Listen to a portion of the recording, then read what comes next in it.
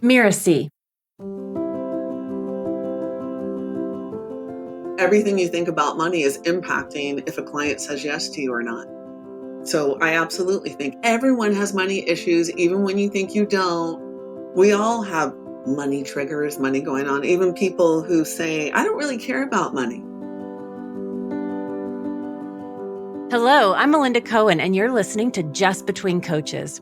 I run a business called the Coaches Console, and we are proud to have helped more than 70,000 coaches create a profitable and thriving business. This is a podcast where my guests and I discuss challenging conversations that we face with our coaching clients, but also how we need to take a deeper look into hard-to-crack issues that we might deal with in our own coaching businesses. And to be honest, sometimes just within ourselves. You know, the old myth, hard work pays off. Now, I'm not saying that you don't have to work hard to get your business off the ground. There's a lot that goes into it for sure. Or that you don't need to implement very carefully thought out strategies to grow your business. You absolutely do. But according to my guest, success doesn't just come from hard work, complicated marketing strategies, or by repeating 100 different affirmations while staring at your face in the bathroom mirror. Like, it comes from changing the way you think and feel about your business, your mindset. And I'm going to be talking today to a master business coach, an author of several books, and the founder of Masterpiece Coaching, Jeanna Gabellini.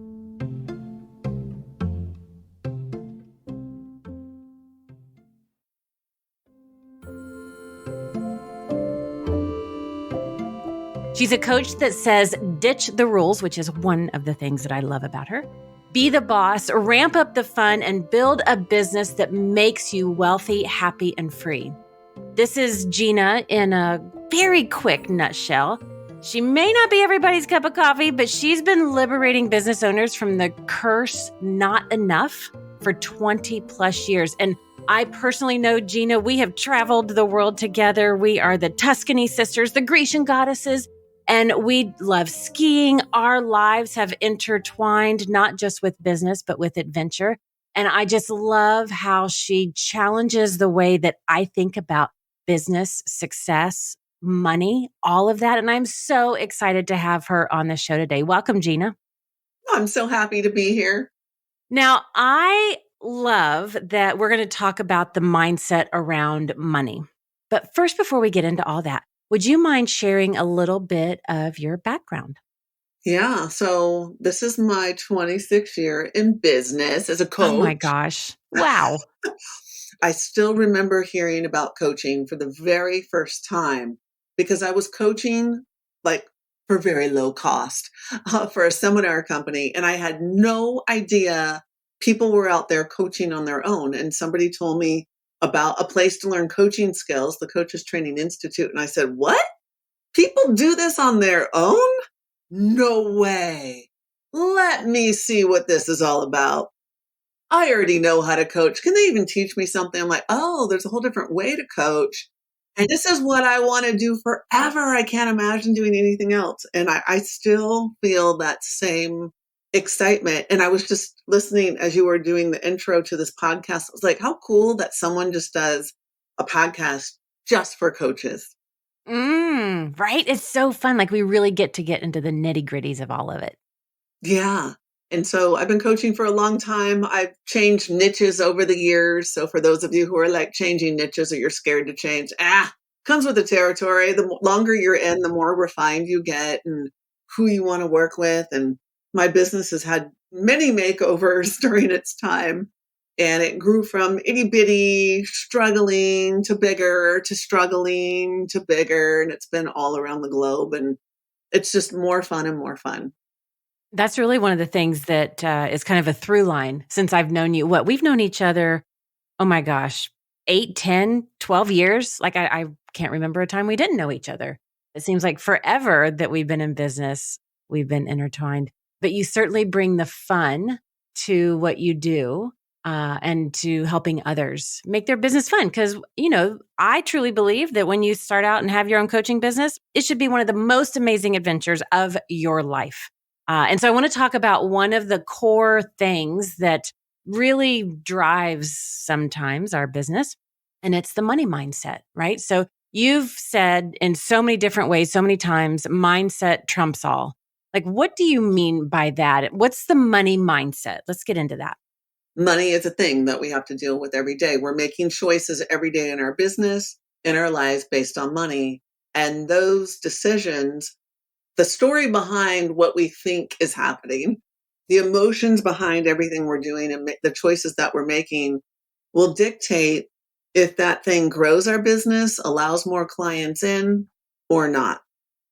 And if we're doing things for the money, it usually is going to repel clients because we're so focused on making the money.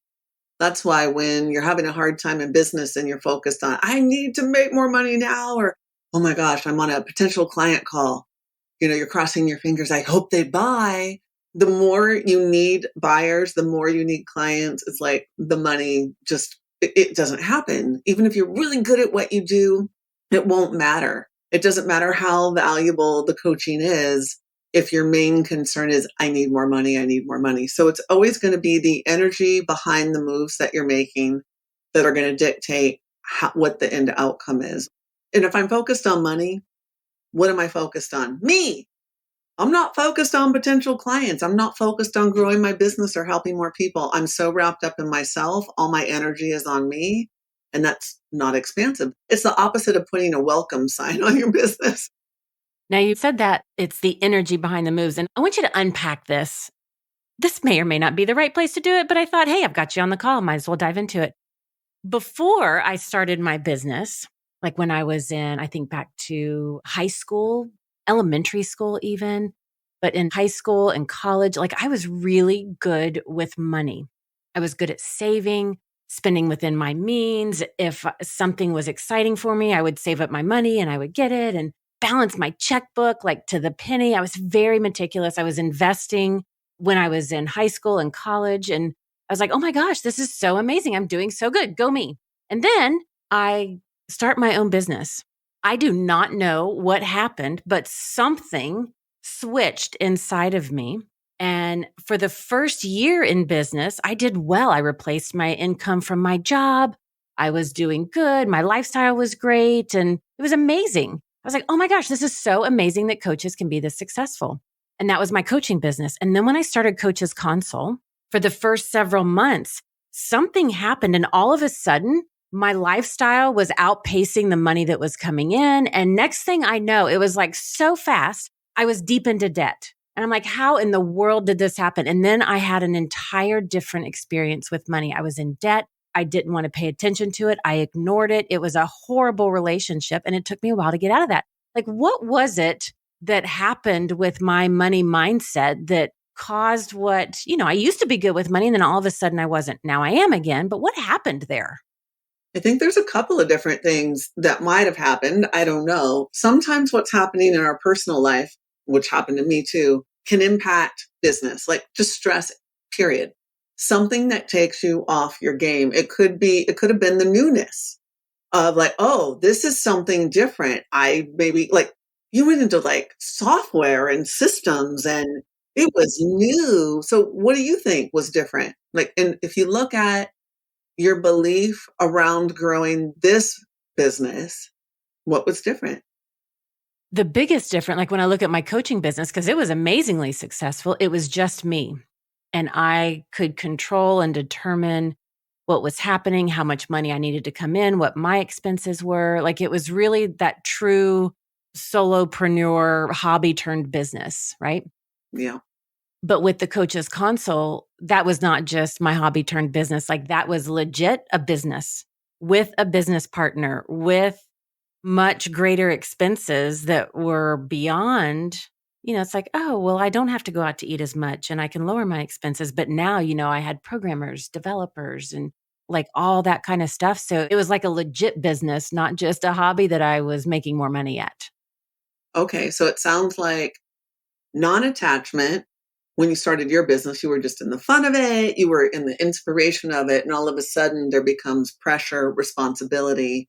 And with that came fear. Like, will I be able to pull this off? Yes. Like I knew I could pull off the other. I have no idea why or how, but I did. And then when I launched the second business, you're exactly right that the fear, the stress, the worry, and like you said, I'd been doing coaching all along. It was my natural style, but now a technology company, I had no idea, never done technology before. So yeah, I think you're right. It's that newness with attachment that was driving the fear. Is that how you described it? Would you say that's true for a lot of entrepreneurs? Absolutely. You had multiple things going. You now were not totally in control because you had a business partner. And I had a feeling you were going to say something about that just because, that adds a whole different dynamic. I just went through this week earlier. I had this total gremlin attack. Personally, I just bought an Airbnb. Well, this is really my first business with my mate. And we had these unexpected expenses that he was all for. And I was like, I don't think that should be a priority right now. And I had that moment of panic, like, oh my God, I'm so scared. And I was driving home from where this place was. It's 3 hours away. And I was like, I can't even listen to my audiobook in the car. Like, what is happening? I need to turn everything off and feel into it. I said, oh, it's a trigger, a feast or famine, like when I was a teenager and I just moved out of control. I feel out of control. Oh, okay. So what do I need to do to feel back in control? Because we're always in control. It's just that, that belief that maybe we don't know what we're doing. How can I impact this? Or I'm not totally in control because I have a partner or other people are, have weight. They have a part of the decision-making process. So I just need to decide no matter what my partner wanted, no matter what the expenses look like right now, of course, we are going to figure all this out and we're going to land on top because that is what I have decided. Let's talk more about that because I hear you say that a lot. Like, that's what I've decided. It's like you make a declaration to yourself, those around you, and the universe as a greater entity. And you're like, look, here's what is going to be. And then it unfolds. And most people have it the other way around. They react to what they see and they're like, oh, look what's happened. Dive into that, like that declaration piece when you make that kind of decisive statement. So usually it takes my fear to alert me. Oh, I absolutely don't think I'm going to get my desired outcome right now. I am worried that this is not going to turn out the way that I want. Anything that's important to me, I tend to have those feelings pop up at some point. I go, oh, I better pay attention. Let me stop everything. Let's not cover it up with this pretend positivity that this thing is going to turn out because clearly I'm worried about this at some level. Maybe it's not in the front of my mind, but it's yakking way back there. So I'll go, okay, what am I afraid of? What do I think is not going to happen? Am I doing this all in vain? And when I have those moments, oh, I have opted in to doubt right now, and I need to opt into what I want. And a decision is you really just taking charge. It's you getting back in the boss's seat because we're all the boss of our business, right? We're making up all the rules. All right, if I'm the boss lady here, what is it that I'm deciding? Because once you make a decision, it is like closing the door on the worry. It's a fact. I have decided I'm going on vacation. I've decided. And if I'm deciding, I start putting plans in place. Will I choose where I go? How am I going to get there? Who's going with me? I'm not going on vacation until I decide. I can talk about a bucket list place to travel, but until I've decided, I'm just thinking about it. So a decision takes you over that line into, no, this is happening. I don't have to know how at the moment of choice, how I'm going to get to that end destination or how I'm going to get clients or how I'm going to create that software. But I've decided that I will find a way. So I'm opting out of all other ideas around this that have to do with fear. Not doing this is not an option. So I'm not making myself available to the fear. I'm choosing something else. Now, when I think about all the entrepreneurs, startup, it actually doesn't matter what level, but let's just look at startup as you're getting started. Maybe you should be one of the prerequisites. Like before you launch your coaching business, let's have a little look at the money mindset. Would that be like if somebody's getting ready to start their coaching business? Is that something that should be recommended? Or it's like, it's just going to come, it's going to happen. We'll see how it unfolds and then we'll deal with it when it shows up. No, I believe everyone should make it a number one priority. I think most people focus on marketing. I got to get clients. But everything you think about money is impacting if a client says yes to you or not. So I absolutely think everyone has money issues, even when you think you don't. When we think of our money mindset, how does that get formed? How does your money mindset get formed? Like in the beginning, before we coach. Yeah, like I paused because I was like, well, I had a money mindset and then it changed and I had a different money mindset and then it changed again.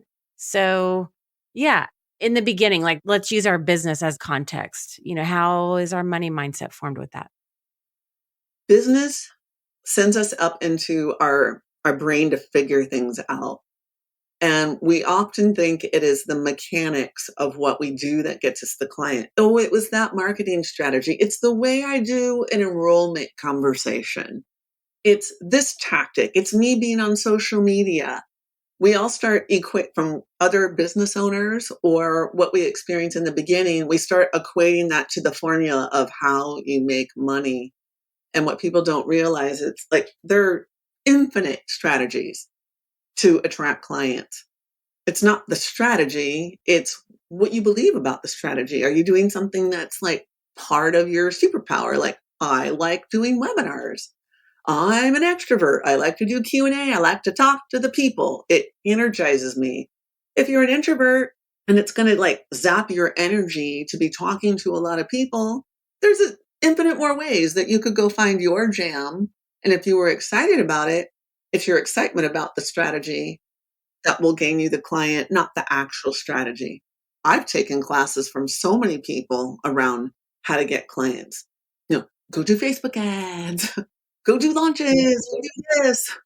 And I've tried stuff because I thought it was good for me, because I thought that's what I had to do. And no matter how good it worked for other people, it wouldn't work for me because I never really truly wanted to do that strategy in the first place. I just thought I was supposed to. It's a should. That's never going to give me money. And it's disappointing and it's frustrating. So let's talk about your money mindset if you want to level up your business, because I had that experience as well. Like I would reach a certain plateau in, like with Coach's Console, and then we would bump past that. And then I would hit another plateau. And there was like these plateaus that kept happening. What is going on with your money mindset, or what needs to go on with your money mindset if you want to level up your business? It's really hard to make money when we feel contracted and caught up in all the little particles. It zaps our money mojo. It puts us up into our thinking brain. And our thinking brain is good. However, when it starts going in circles and the figuring out part isn't fun, like it goes from brainstorming into painful, that it's going to kill our money mojo. That's when I say, just drop into your heart. That's the only place you need to be connected. And don't worry, it will come together.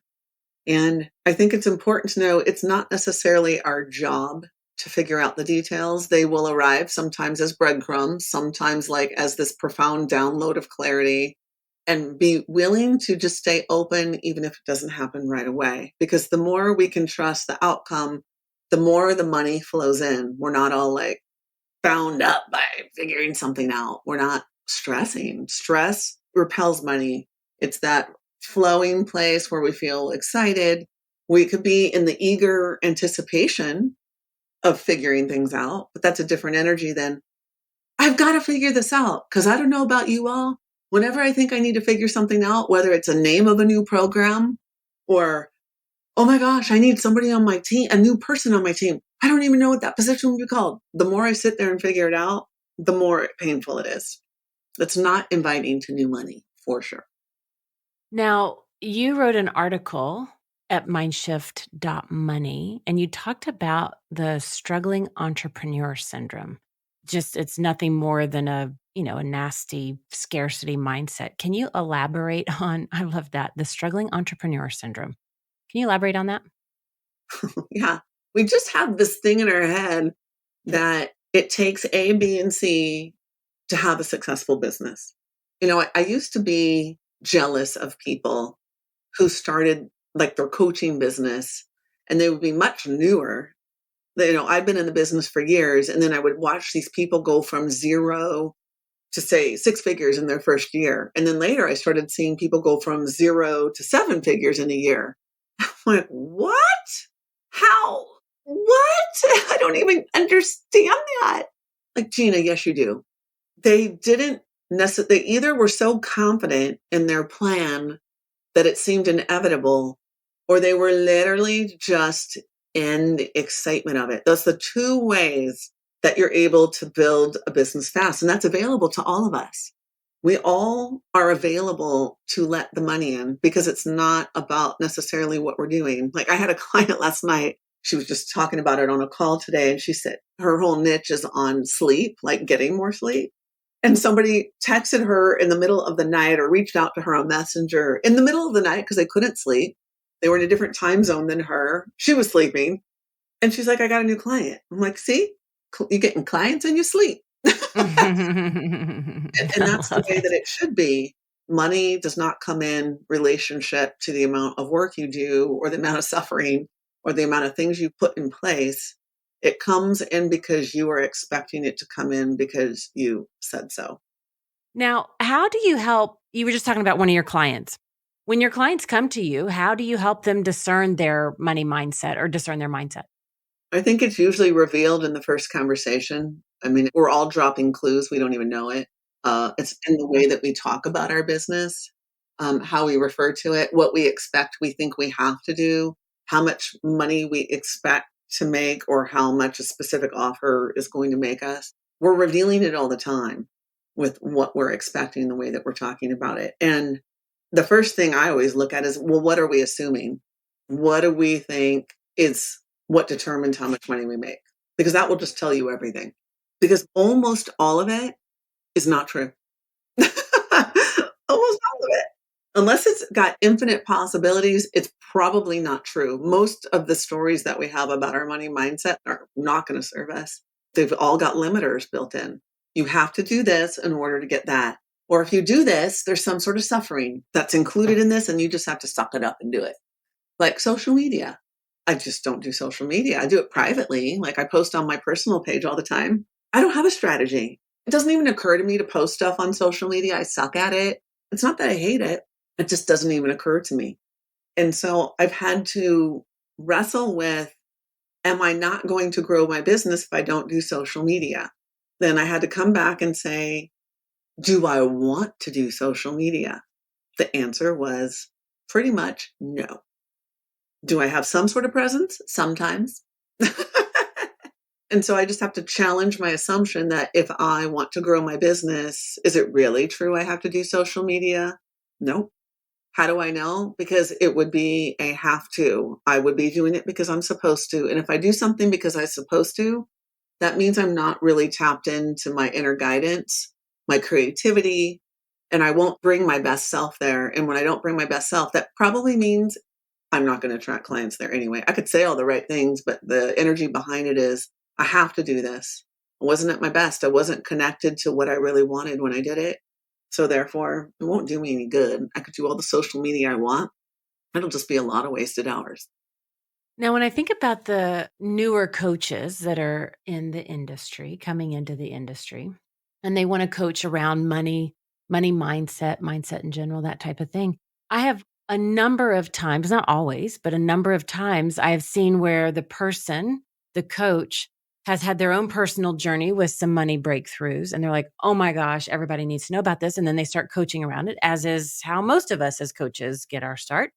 And I see that they don't take responsibility to continue to work on their own money mindset, yet they are trying to serve others to help them with theirs. What do you say to our listeners about working with clients on this topic and managing themselves on this topic? How do you handle that? I probably have a more interesting take than others. I don't believe that you have to have your stuff, your shit totally together around your topic in order to coach on it. As long as you're constantly engaged and walking your talk, you can still be in your own evolution. When I was at my absolute worst in my business, there was a year where everything fell apart. I was making over six figures, and then I wasn't. It had nothing to do with business. I was stressed out in my personal life about a personal issue, and it just totally took me out of my power in all of life, including my business. And at the time, I remember being mortified because I had called myself the extreme abundance coach. And I'm like, oh my gosh, what a lie, right? I'm in the worst place financially I could ever be.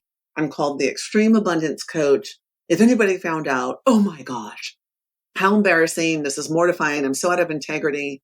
And really, it was just my shame about it that was wrong. It was okay. If I would have just been okay and surrendered into what, like, okay, well, I'm having a little setback right now. What do you want to do about it? If I would have had that, I would have probably gotten out of the hole much quicker than I did. So I think that as long as you are confident in your expertise, because as a coach, the good thing is we don't have to know all the answers. Thank God. We just have to ask really great questions and tap into our intuition and use our coaching skills to help clients move forward. While at the same time, we're working on our own stuff. I'm still working on money mindset. I mean, it's an all the time thing. And I don't think that the more money you make, that you're necessarily all good and you never have to work on mindset again. But I think that we're going to be constantly, bumping up against new ceilings and new stretching a new way, because it's like, the way that we were brought up is still going to come back out at you. Like, you won't be willing to spend money on one thing, but then you'll like buy a coaching package like me. Oh, I can't afford that over there, but oh, look at me. I'm going to go spend 60 grand on a coach. I'm like, oh, isn't that fascinating that I won't go buy that other thing that will help my business? But this other thing, I'll go find money that wasn't even there before a minute ago, but I'm going to go find the money to make that happen. It is interesting the role that our mind plays in all of this, that our mind, that our energy. You and I could talk, oh my gosh, days about this. And I just want to summarize some of the things that we've talked about today, because we've covered some interesting ground. Like we started with talking about, the money mindset is really the energy behind the moves you're making, the story, the emotion, the choices, right? It's that energy.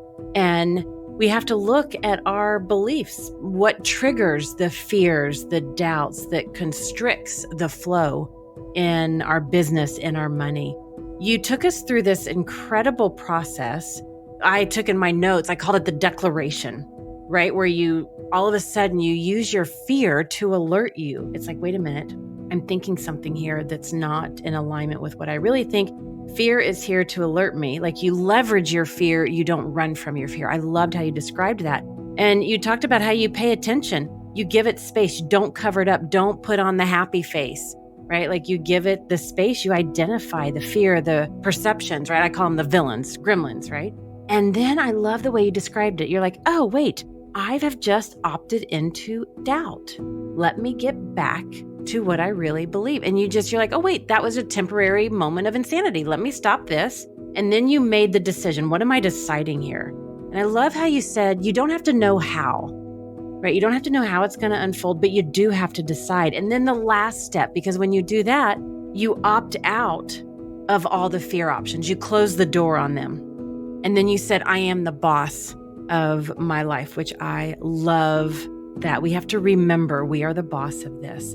And then you talked about it's often we think the tactics and strategies and mechanism that gets us money, but it's not. Like, there's so many out there, but it's what you believe about the strategy, what's aligned with you. We talked about leveling up your business and how it's hard to make money when you're contracted. And we talked about what you call the struggling entrepreneur syndrome and how to discern your money mindset.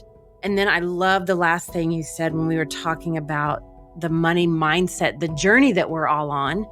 It's an all-time thing. And I love that because we're always ever evolving. And I think that's where we can serve our clients in the best ways, when we're committed to that evolution within ourselves. Not, I have arrived, I'm done. But look at where I'm going, look at where I've been, look at where I'm going next. Jeanna, is there anything else that you want to add? Any parting words you want to share with our listeners? Yeah, don't make it a big, hairy deal when you notice that your money mindset sucks. Like, we always like, oh my God, I need a breakthrough. I'm so stuck.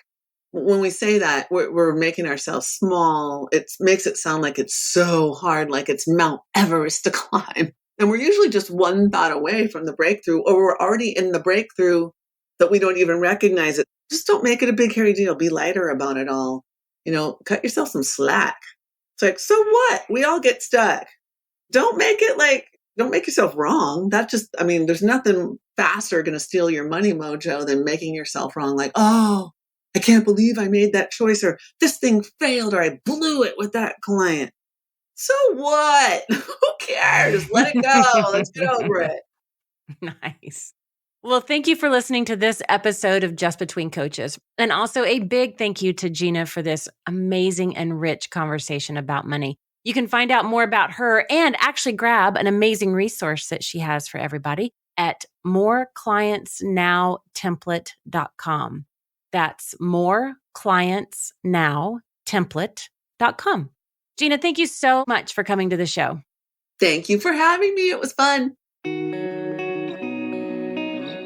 I'm Melinda Cohan, and you've been listening to Just Between Coaches. Just Between Coaches is part of the Mirasee FM podcast network, which also includes such shows as Making It and Once Upon a Business. This episode was produced by Cynthia Lamb. I wrote this episode with Michi Lantz. She assembled the episode. Danny Iny is our executive producer, and post-production was by Post Office Sound. To get future great episodes that are coming out on Just Between Coaches, please follow us on Spotify, Apple Podcasts, or wherever you're listening right now. And if you like the show, please leave us a starred review. It's the best way to help us get these ideas to more people.